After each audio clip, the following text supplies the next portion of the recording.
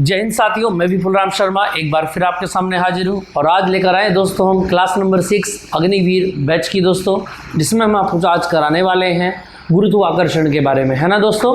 Chapter का name है हमारा गुरुत्वाकर्षण यानी ग्रेविटेशन के बारे में आज हम बात करेंगे और नेक्स्ट क्लास में इसके ऊपर हम कुछ क्वेश्चंस करेंगे दोस्तों जो प्रीवियस ईयर से हमारे रिलेटेड होंगे। आई होप आपको सभी क्लासेस समझ में आ रही होंगी और अच्छे मन के साथ लगे रहें दोस्तों।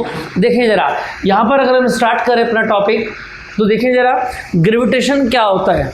अगर हम बात करें, बहुत सिंपल सी थ्योरी है, आप लोगों ने पढ़ा भी है बचपन में कि ग्रेविटेशन क्या होता है। अगर हम बात करें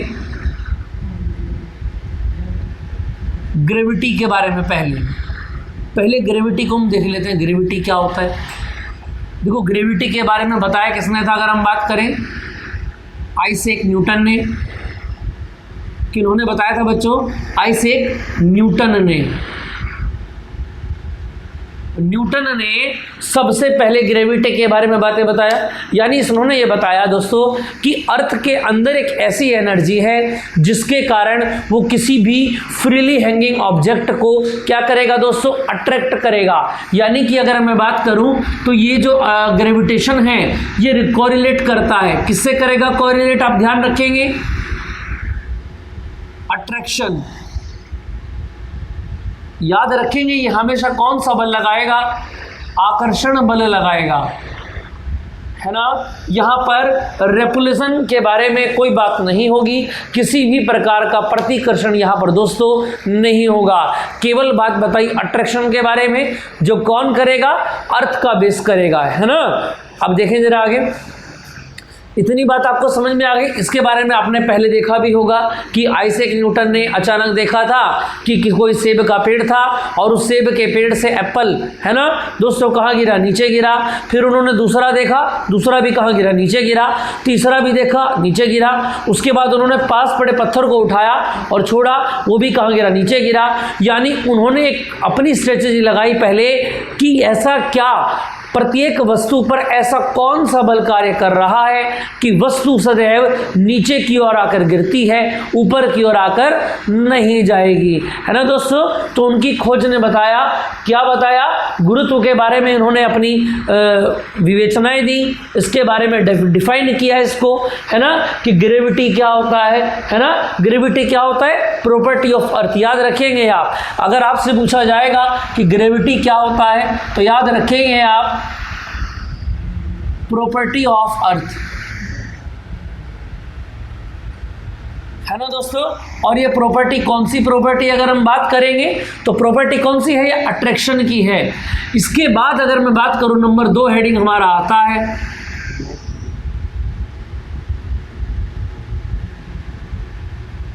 अगर मैं बात करूं ग्रेविटेशनल फोर्स यानी कि गुरुत्वाकर्षण बल। गुरुत्वाकर्षण बल की अगर मैं बात करूं तो मैंने आपको बताया गुरुत्वाकर्षण बल के बारे में कि गुरुत्वाकर्षण बल कैसा होता है? अट्रैक्शन का होता है, आकर्षण का होता है ना। और दूसरी अगर मैं बात करूं, ये क्या होता है? Week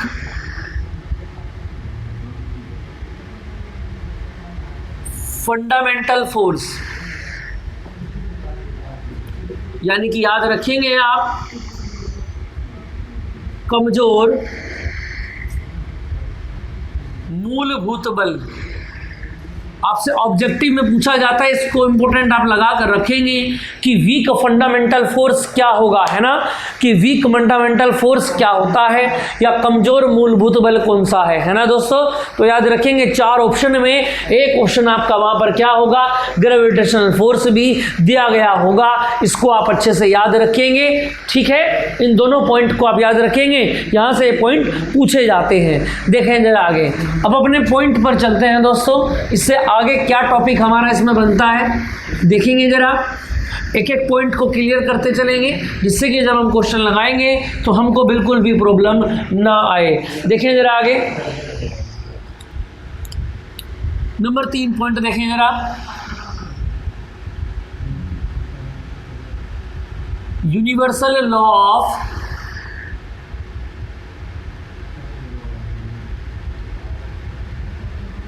gravitation.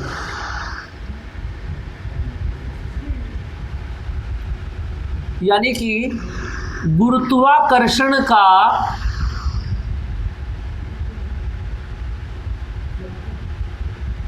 सार्वत्रिक नियम।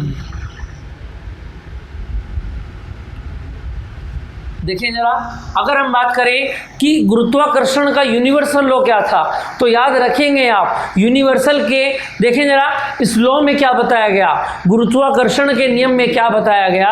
यहां पर यह बताया गया कि अगर दो मासिस के दो ऑब्जेक्ट m1 एंड m2 है ना दोस्तों, जिनके बीच का डिस्टेंस कितना है, r है, ठीक है। अगर दो ऑब्जेक्ट को of different masses are placed at some distance to each other, then there will acting attraction of force. यानी कि अगर दो द्रव्यमानों m1 और m2 द्रव्यमान के दो पिंडों को एक दूसरे के समीप स्थित कर दिया जाए, है ना, जिसकी डिस्टेंस हमने क्या ली है, r ली है, तो याद रखेंगे आप उनके बीच में क्या लगेगा दोस्तों, अगर मैं बोलूं यहां से, उनके बीच में क्या लगेगा, एक आकर्षण बल काम करेगा। कौन काम करेगा, दोनों के बीच में एक आकर्षण बल काम करेगा। ठीक है दोस्तों, अब इस आकर्षण बल की अगर मैं बात करूं, यानी क्या बताया गया, यहां पर क्या बोला गया है, याद रखेंगे आप। अगर मैं बात करूं, देखो यहां से आप ऐसा लिखेंगे, every object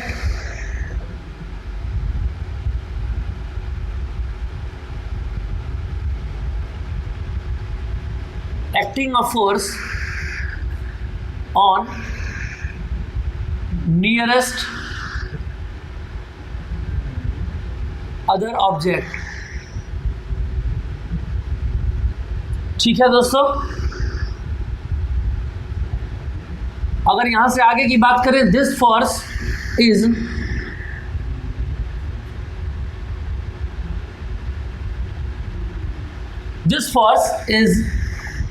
always proportional to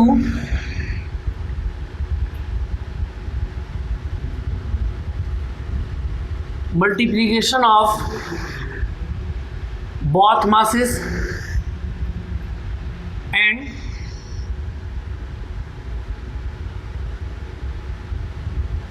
inversely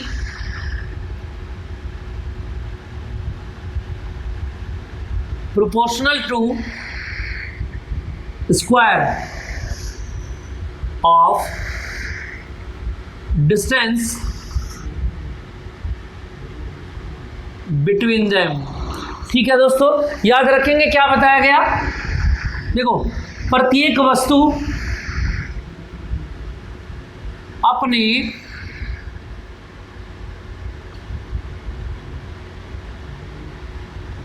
समीप स्थित अन्य वस्तु पर एक आकर्षण बल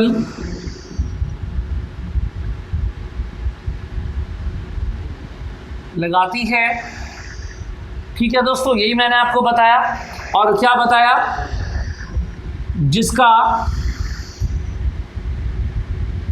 परिमाण, इस बल की बात कर रहे हैं, ये जो बल लगाया गया है इस बल की बात कर रहे हैं, जिसका परिमाण दोनों द्रव्यमानों के गुणनफल के समानुपाती तथा जो बीच की दूरी होगी दोस्तों, जिसको हमने क्या बताया है, r, बीच की दूरी r के वर्ग के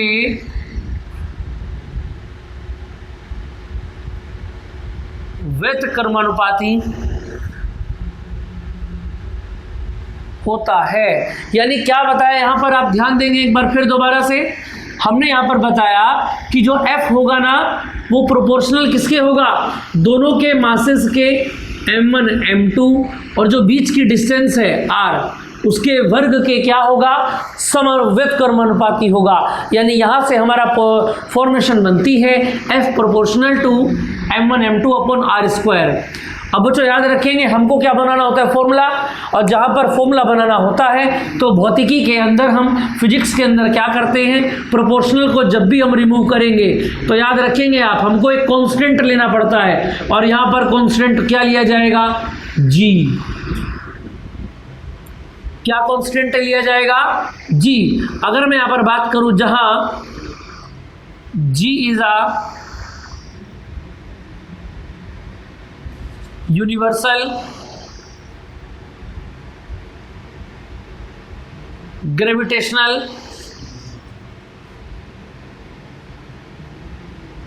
कांस्टेंट, यानी कि g क्या होगा, याद रखेंगे आप, सार्वत्रिक गुरुत्वाकर्षण नियतांक, है ना दोस्तों।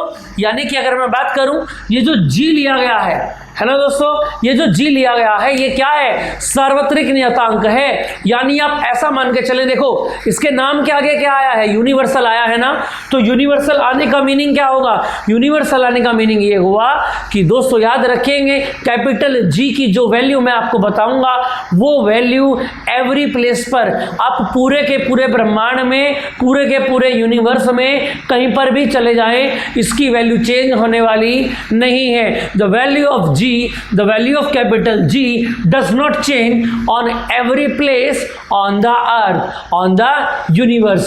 पूरे के पूरे ब्रह्मांड में इस कैपिटल G की वैल्यू नहीं बदलेगी, है ना, चेंजेबल नहीं होगी, याद रखेंगे आप, ठीक है। कांस्टेंट रहेगी, क्या रहेगी, कांस्टेंट रहेगी। और कितनी वैल्यू रहेगी अगर मैं बात करूं,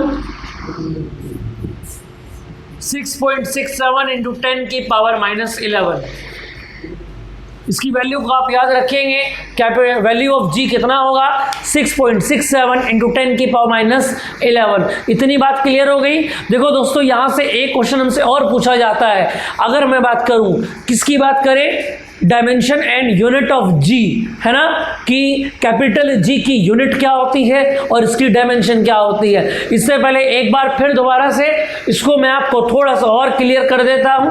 पॉइंट हमारा था पॉइंट नंबर 3 दोस्तों, क्या बोला गया था, यूनिवर्सल लॉ ऑफ ग्रेविटेशन, गुरुत्वाकर्षण के नियम में क्या बताया गया, सर आइजैक न्यूटन ने हमको बताया कि दो चार्जेस, दो जो पिंड होंगे, दो बॉडी होंगी of different masses are put at a distance and there will be acting attraction force. याद रखेंगे जो बल लगेगा वो कैसा बल होगा, आकर्षण का बल होगा, प्रतिकर्षण बल की यहाँ पर कोई बात नहीं होगी, रिपल्शन की कोई बात गुरुत्वाकर्षण के अंदर नहीं होगी।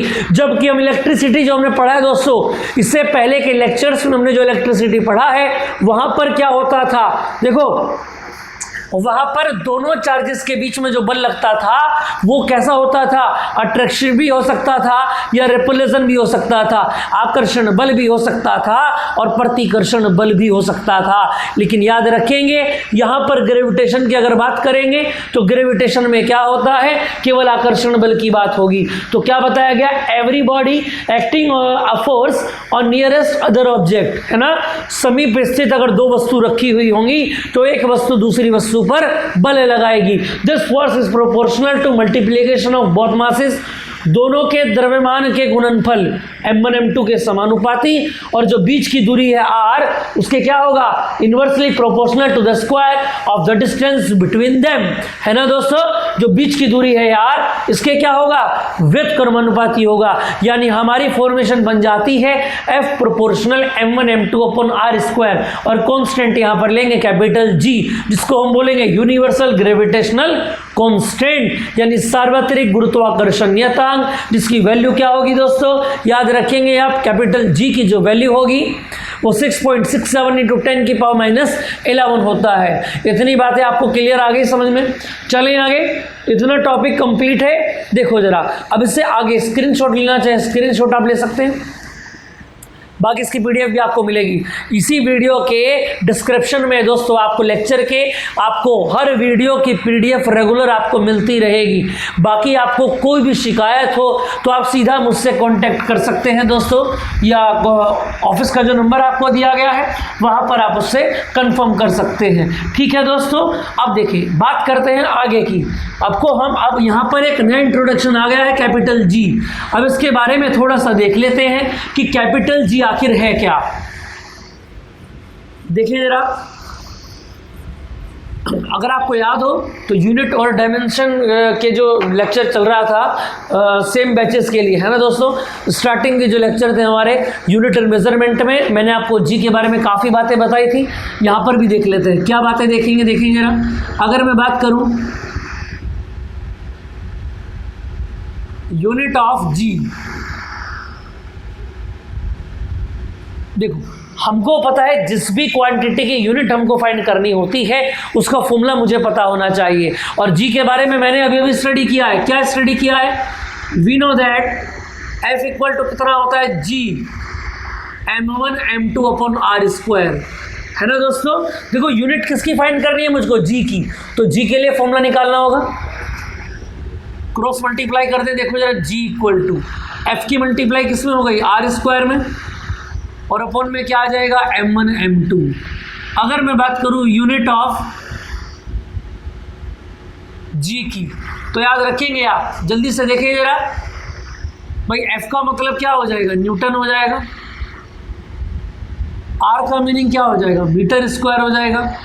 और m1 m2 कितना हो जाएगा? किलोग्राम इंटू किलोग्राम, यानी कि किलोग्राम स्क्वायर हो जाएगा। इतनी बात समझ में आ गई दोस्तों? क्लियर हो गया इतना? अब देखिए जरा, इसको हम थोड़ा सा और ओपन कर सकते हैं। एक तो यूनिट ये बनी गई न्यूटन इंटू मीटर स्क्वायर पर किलोग्राम स्क्वायर। इतनी बात समझ में आ गई आपको? हम देखो जरा भाई, न्यूटन को भी तो हम ओपन कर सकते हैं। अगर आपको याद हो, न्यूटन किसकी यूनिट है? फोर्स की। अगर मैं फोर्स की बात करूं तो फोर्स कितना होता है? m इंटू ए, यानी m का मीनिंग किलोग्राम हो गया, और a का कितना? मीटर इंटू सेकेंड की पावर कितना बन जाएगा? -2 बन जाएगा। इसको रखो आप kilogram into metre into second की पावर -2, है ना दोस्तों। तो देखिए जरा यहाँ पर कितना बनकर आएगा। अगर मैं बात करूँ, किलो से किलोग्राम कैंसिल हो जाएगा, यानी केजी की पावर -1। एक यूनिट तो ये होता ही है, एक मैं यहाँ से निकाल के आपको बता रहा हूँ। केजी से केजी कैंसिल हो गया, और मीटर कितना हो गया? मीटर 3 हो गया, और सेकंड की पावर कितना हो गया? -2। एक यूनिट ये निकल के आया। नॉर्मली हमको यूज़ क्या करना है, याद रखेंगे, न्यूटन मीटर स्क्वायर पर किलोग्राम स्क्वायर, इसको हमको यूज़ करना है ना दोस्तों। इतनी बातें आपको समझ में आ गई। अब यूनिट के साथ साथ एक बात और पूछी जाती है कि बताइए इसकी डायमेंशन क्या होती है ना। तो देखिए जल्दी जरा, अगर मैं इसकी डायमेंशन की बात करूं,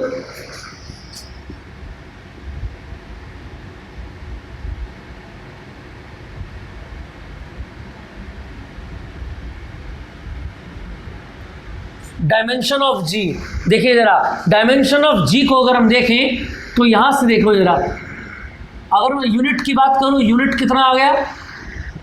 ये लिखो, लिखा न्यूटन इंटू मीटर स्क्वायर और इंटू किलोग्राम की पावर -2। यूनिट की बात करते हैं, देखिए जरा, न्यूटन का मतलब क्या होता है? mlt-2। मीटर का मतलब क्या होता है? m square. सॉरी, मीटर का मतलब क्या होगा? l, लेंथ है ना। मीटर m तो केजी में आएगा, और केजी का मतलब क्या होता है? m की पावर -2 हो गया दोस्तों। देखो जरा कितना निकल कर आ जाएगा? m की पावर 2 है और यहाँ 1 है, 2 में से 1 गया, कितना बचेगा? m की पावर -1।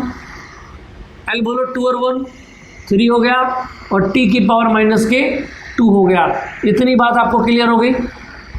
समझ में आ गया? तो यूनिट आप इससे निकालें या इससे निकालें, बातें दोनों में सेम है। यहाँ से भी डायरेक्ट अगर आप निकालेंगे तो यूनिट यहाँ पर भी आपकी सेम आएगी। इतनी बात समझ में आ गई दोस्तों? यहाँ तक को दिक्कत हो, किसी भी तरीके की आपको प्रॉब्लम हो तो जल्दी से बताएं जरा। आई होप आपको क्लियर हो गया होगा कैसे कैसे हमने इसका यूनिट फाइंड किया कैपिटल जी का, और इस कैपिटल जी से हमने क्या फाइंड किया है? इसका डायमेंशन भी फाइंड किया है, जिसकी वैल्यू क्या होती है दोस्तों? m की पावर -1 L3 इंटू टी की पावर -2, है ना दोस्तों। देखेंगे जरा, अगर हम बात करें इससे आगे की, अगर हम बात करते हैं, देखो जरा, ये जो हमने ग्रेविटेशन स्टडी किया है इसका यूजेस कहाँ कहाँ पर होता है। अगर इसके एप्लीकेशन की बात करें तो याद रखेंगे 90% चीज़ों में याद रखेंगे आप ग्रेविटेशन का ही यूज़ होता है, जितना भी आप डेली यूजेस में देखते हैं।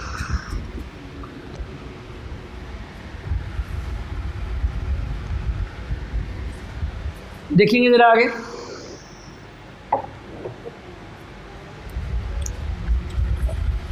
अगर मैं बात करूं importance of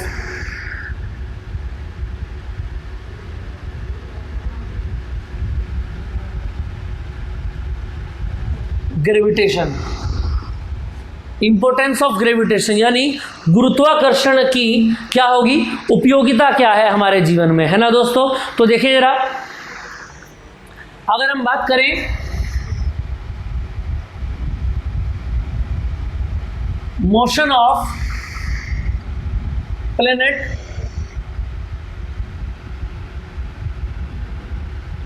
around the sun, यानी कि सूर्य के चारों ओर परिक्रमा करते ग्रह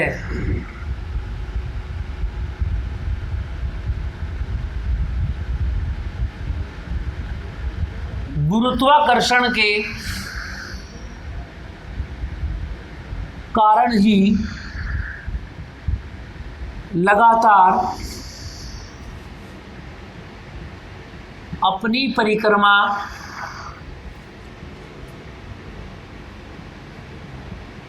करते रहते हैं। इतनी बात आपको समझ में आ गई। यानी कि मोशन ऑफ प्लेनेट की अगर हम बात करें, कोई भी प्लेनेट अपनी मोशन जब करता है अराउंडिंग द सन, अगर हम बात करें, देखें जरा, देखो दोस्तों, अगर हम सन की बात करें,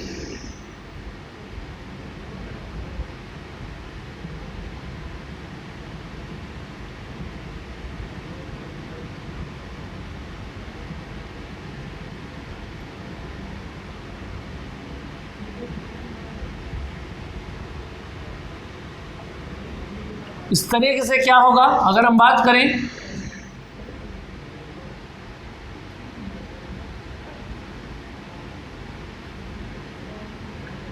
इस तरीके से रनिंग मूव जो करेंगे दोस्तों, किसके सराउंडिंग मूव करेंगे, ये याद रखेंगे आप, सन के अराउंडिंग मूव करेंगे, है ना दोस्तों। इस बात को आप याद रखेंगे। अगर हम बात करें नंबर 2 सेकंड की, है ना दोस्तों, तो देखिए जरा, number 2, rise and fall in sea, यानी कि समुद्र में ज्वार की गति, है ना दोस्तों। अगर हम बात करें राइज एंड डाउन, है ना, आपने देखा होगा समुद्र के अंदर जो होता है, याद रखेंगे आप, due to motion of sun and moon, याद रखेंगे सूर्य व चंद्रमा की गति के कारण। भाई इनको तो हम डेली देखते ही हैं दोस्तों। जी हाँ, अपने गली मोहल्ले सूरज चांद की बात नहीं कर रहे हैं, सबका अपना अपना चांद और सूरज होता है ना। देखो दोस्तों, मजाक कर रहा हूँ। देखिए जरा, यहाँ की अगर हम बात करें तो यहाँ हम बात कर रहे हैं किसके बारे में, उस सूरज की बात कर रहे हैं जिसको हमको रोशनी मिलती है, और उस चंद्रमा की बात करते हैं जो सूरज के जाने के बाद निकलता है और हमको रात में रोशनी देता है ना दोस्तों। याद रखेंगे आप, इसकी गति के ऊपर भी हम जो स्टैटिक जीके का फॉर्मेशन है वहाँ पर हम इसको इसको और डीप स्टडी करेंगे, है ना दोस्तों। इतना आपको समझ में आ गया। तो यानी याद रखेंगे समुद्र की लहरों में ज्वार और जो भाटा होते हैं, यानी कि समुद्र की जो लहरें होती हैं उठकर आगे चलने को और उठकर पीछे गिरने को हम क्या कहते हैं, राइज और फॉल कहते हैं। तो याद रखेंगे राइज और fall in sea due to the motion of sun and moon. चंद्रमा की और सूर्य की जो गति होंगी, इन गति के कारण क्या होते हैं, ज्वार और भाटा से याद रखेंगे आप rise and fall in the समुद्र, इन द सी होते हैं। इसको आप याद रखेंगे। देखो ये यूजेस हम पढ़ रहे हैं ग्रेविटेशन के हमारी डेली लाइफ। अब देखो अगर हम डेली लाइफ की बात करें तो ये तो सीधा सा पता है, कुछ भी छोड़ेंगे तो नीचे गिरेगा। मार्कर को हमने छोड़ा तो ये कहाँ गिरा, नीचे गिरा, है ना दोस्तों। डस्टर को अगर हमने लिया, इसको छोड़ा तो कहाँ गिरा, नीचे गिरा। आप किसी भी चीज़ को उठा लें, भारी से भारी ऑब्जेक्ट को भी अगर आप उठाएंगे, हल्के से हल्के ऑब्जेक्ट को भी आप उठाएंगे और उसको फ्री कर दे दोस्तों, जब तक हैंग कर रखा है तब तक कुछ नहीं होगा, है ना। और जैसे ही आप इसको फ्री करेंगे तो क्या होगा, सीधा ऑब्जेक्ट कहाँ के गिरेगा, नीचे आके गिरेगा। इतनी बात समझ में आ गई दोस्तों। देखेंगे ना, इससे आगे अगर मैं बात करूं, नंबर 3 की अगर मैं बात करूं, मोशन ऑफ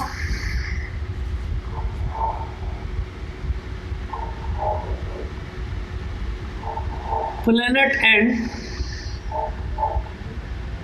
सैटेलाइट, यानी ग्रह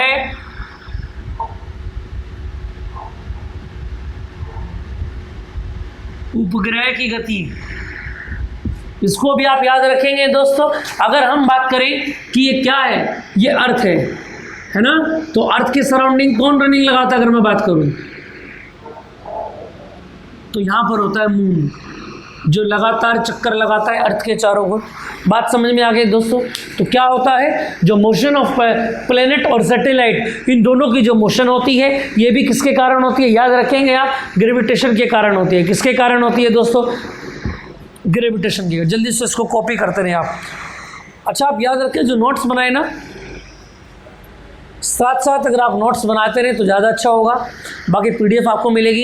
एक बात बच्चों में सबसे कहना चाहता हूँ, याद रखेंगे आपको पीडीएफ मिले या ना मिले, ऐसा तो मुश्किल ही होगा कि पीडीएफ आपको ना मिले। जितने भी हैंड राइटिंग नोट्स होते हैं मेरे ही बने हुए होते हैं और आपको तुरंत आपको वो मिल जाएंगे पीडीएफ में, वहाँ से आप उसको डाउनलोड कर सकते हैं। इससे अलग अगर हम बात करें, आपको अपने सेल्फ नोट्स बनाने बहुत ज़रूरी हैं। चाहे आप उसको शॉर्ट में बनाएं, पूरा पूरा ना लिखें। पीडीएफ को तो आप प्रिंट आउट करा सकते हैं, लेकिन बहुत सी बातें ऐसी होंगी दोस्तों जो बीच लेक्चर में मैं आपको बताऊंगा और पीडीएफ में आपको नहीं मिलेगी। तो उन बातों को भी आपको साथ साथ नोट करते चलना है। इस बात का आप ध्यान रखेंगे। जो भी शॉर्ट नोट आप बनाएं, जो भी बातें मैं आपको बताऊं, उसको आप हल्का सा नोट करके लिख लेंगे। चलिए जरा आगे, इसको जल्दी से कॉपी करें, फिर आगे चलते हैं।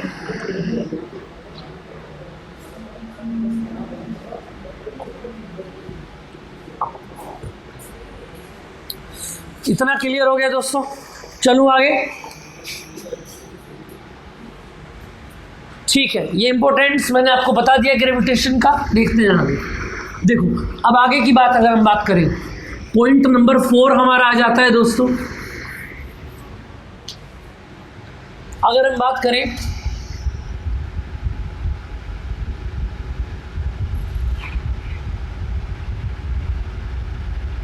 गुरुत्व, या याद रखेंगे इसको आप बोल सकते हैं गुरुत्वीय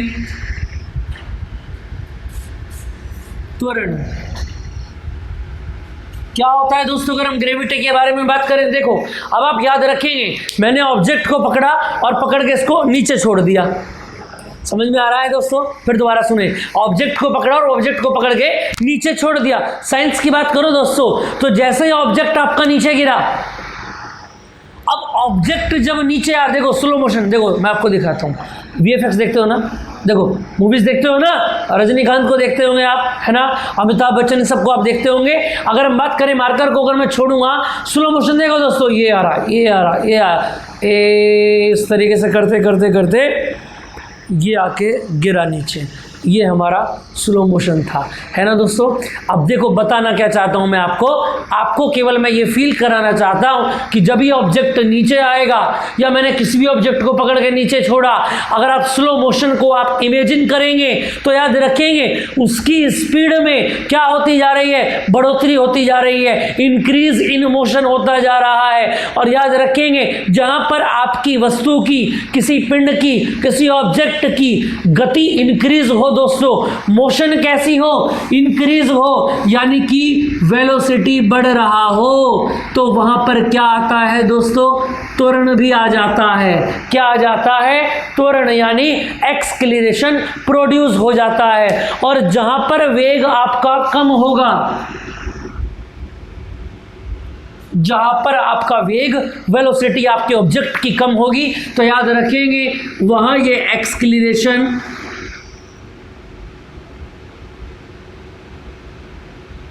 किसमें कन्वर्ट हो जाता है,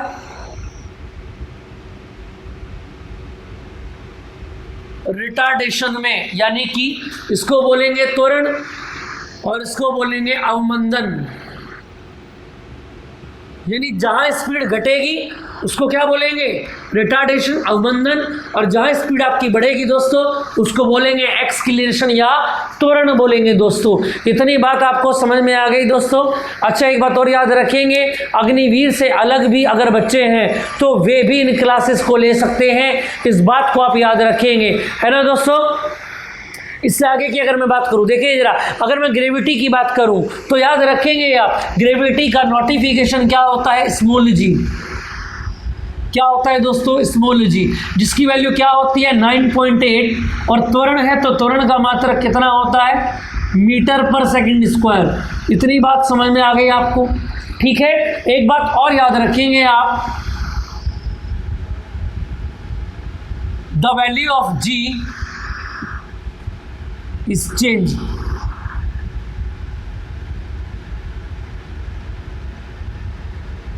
प्लेस टू प्लेस। याद रखेंगे g का मान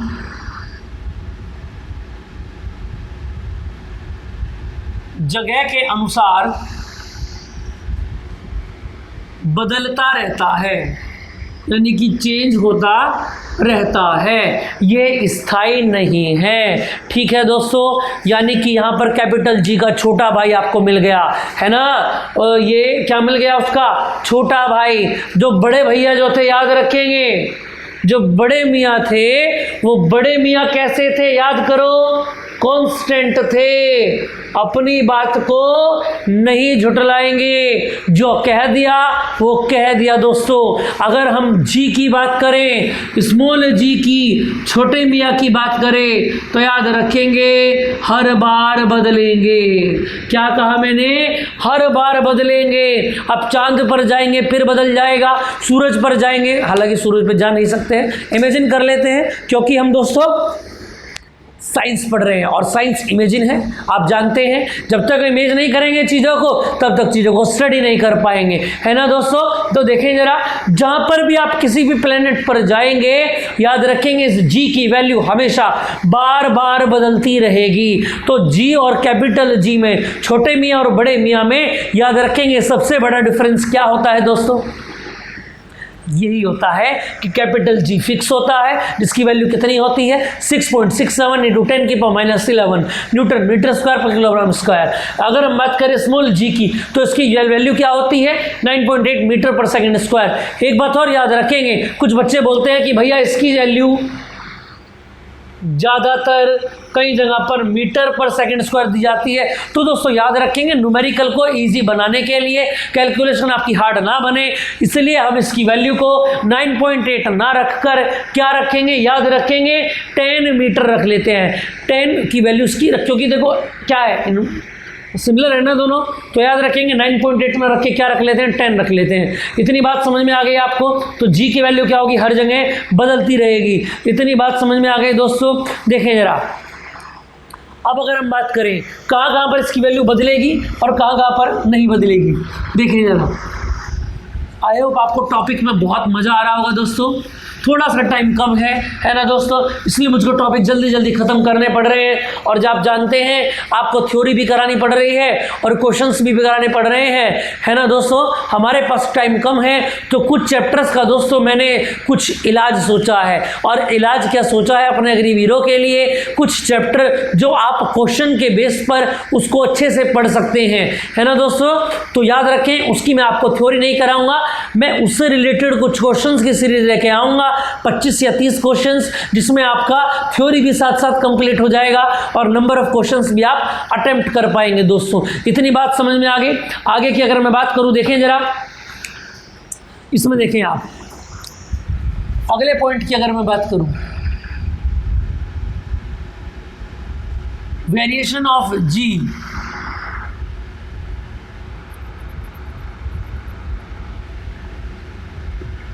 ऑन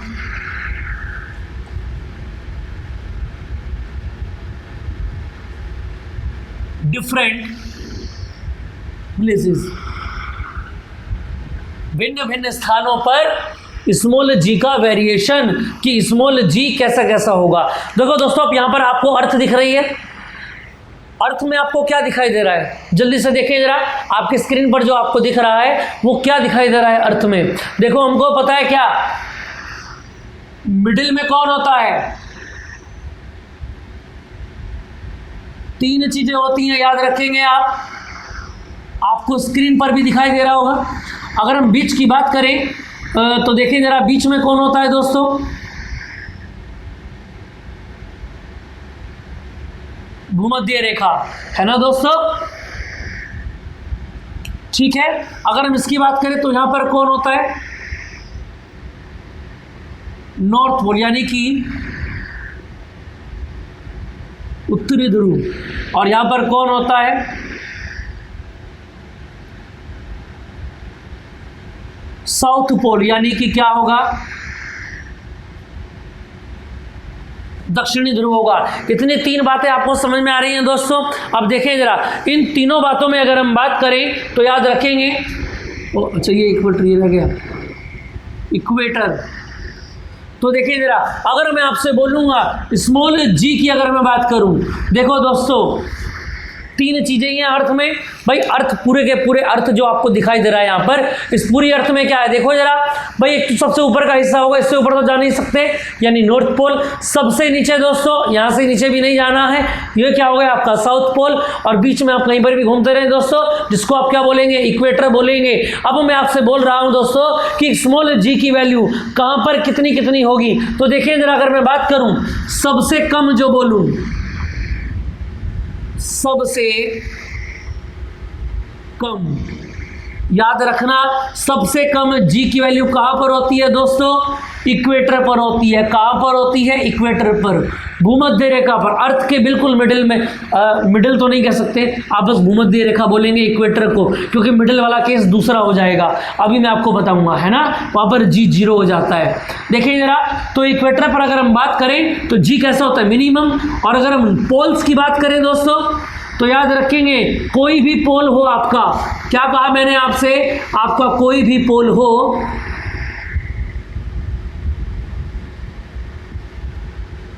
कोई भी आपका पोल हो, चाहे वो नॉर्थ पोल हो चाहे वो साउथ पोल हो दोस्तों, याद रखेंगे दोनों पोल्स पर क्या होता है, जी की वैल्यू क्या होती है, मैक्सिमम होती है। याद रखेंगे आप। अब यहां से हमको एक बात और थोड़ी समझ आती है। देखो जरा दोस्तों, इधर आ जाओ। अगर मैं बात करूं भार की, किसी भी वस्तु का अगर भार निकालना हो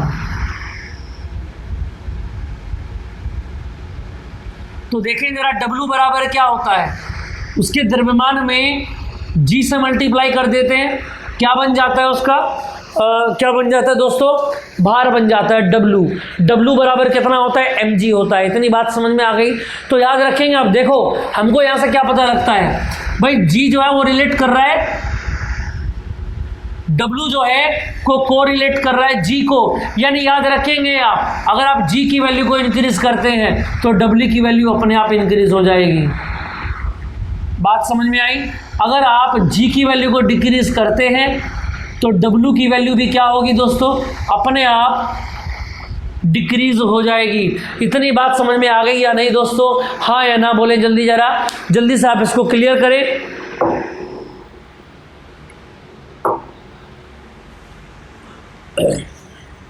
समझ में आ गया आपको, जी की वैल्यू जो डिफाइन होगी वो किसके बेस पर होगी, सॉरी W की वैल्यू जो डिफाइंड होगी वो किसके बेस पर होगी, G के बेस पर होगी। अब याद रखना, अगर मैं आपसे बोलूं, देखो सवाल आता है बच्चों ऐसा कि मेरे पास क्या है, आप कोई भी ऑब्जेक्ट को ले लो, किसी भी सामान को ले लो, या किसी बच्चे का वजन है या किसी बंदर का या किसी जानवर का वजन की बात कर रहे हैं, और वजन वो पूछा जाता है सबसे ज़्यादा कहाँ पर होगा, तो वजन को रिलेट करता है ग्रेविटी से, त्वरण से, और त्वरण ज़्यादा कहाँ पर होता है, ध्रुवों पर, चाहे वो आपका उत्तरी ध्रुव हो चाहे वो आपका दक्षिणी ध्रुव हो। याद रखेंगे आप, ठीक है, इस पूरी अर्थ में आपको समझ में आ गया होगा। ठीक है दोस्तों, तो जहां पर G मैक्सिमम होगा याद रखेंगे यहाँ पर, वहां पर W भी कैसा होगा, मैक्सिमम होगा। जहां पर G आपका कम होगा याद रखेंगे वहां W भी आपका कैसा होगा, मिनिमम होगा। इतनी बातें आपको समझ में आ गई दोस्तों। याद रखना 100% बोल रहा हूँ, एक क्वेश्चन पक्का मिलेगा यहाँ से, इसको आप ध्यान रखेंगे। ठीक है, चलें जरा आगे। आगे के पॉइंट की अगर हम बात करें,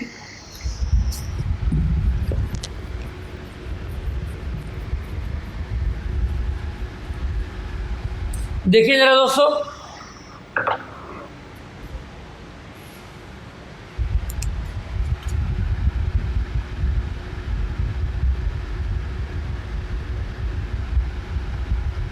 एक क्वेश्चन डाल देते हैं, at which place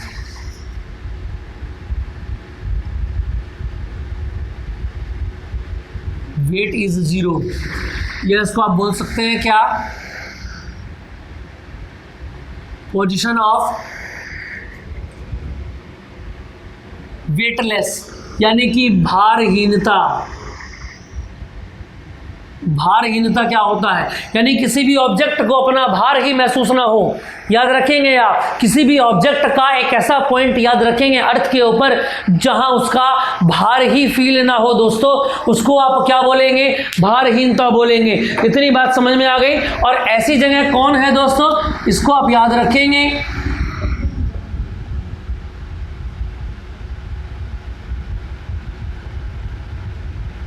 centre of earth, यानी कि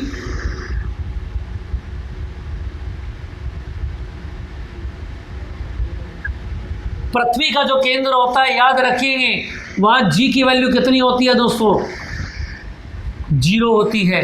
और हमको पता है क्या होता है, अगर हम बात करें वेट की, तो वेट बराबर क्या होता है, mg। G की वैल्यू 0 रखोगे तो सारा वेट कितना हो जाएगा, 0 हो जाएगा। याद रखेंगे आप, तो याद रखेंगे जहां पर आपका भार, वस्तु का भार कैसा हो जाता है, 0 हो जाता है, शून्य हो जाता है। कितना हो जाता है दोस्तों, शून्य हो जाता है। तो यही आपकी क्या कहलाती है, याद रखेंगे, भारहीनता की स्थिति।